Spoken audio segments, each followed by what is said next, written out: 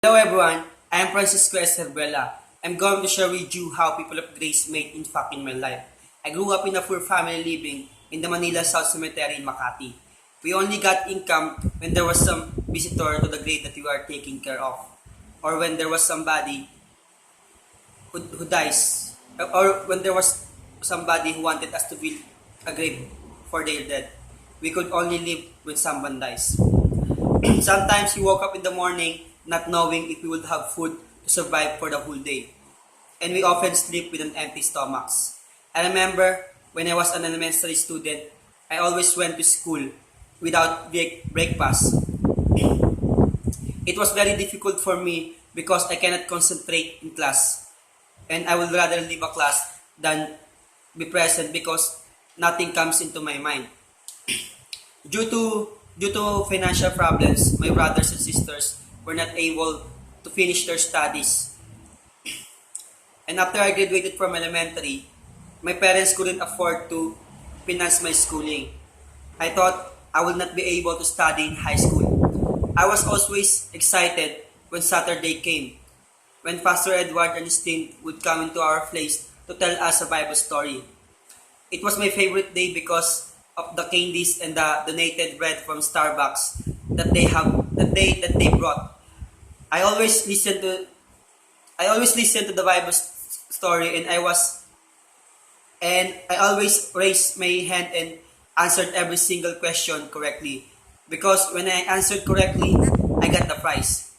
Maybe because of my enthusiasm, Pastor Edward liked me, and he asked me if I wanted to study. And at that time, my heart began to pump up faster. I felt the joy, and I was so happy because I didn't expect that I would study again, and even more because I'm going to study in a private school. My dreams became alive again. From first year up to third year high school, I was a full scholar at People of Grace with free food, free room, free water, and everything. I had to make a big adjustment because People of Grace had a higher standard in terms of academics compared to where I came from. But I was not completely terrified because of the help of very skilled teachers. These were experienced joy, love, and comfort and family. They accepted me for who I was. They treated me the way they treated others. They taught me not only in academics but also how to live and love God personally. This is where I learned the greatest thing that I would ever learn. It is just to love and be loved in return. This is where my whole life was completely transformed.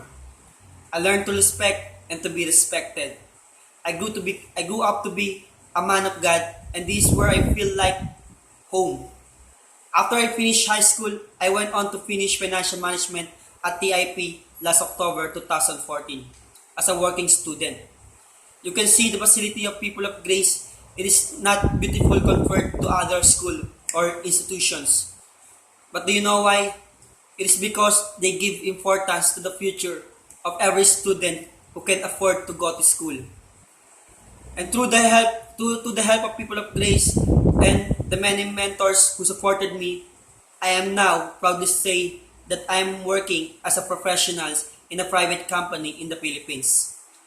And as the guaranteed, I'm looking forward as to how I can make an impact in the other people's lives as well.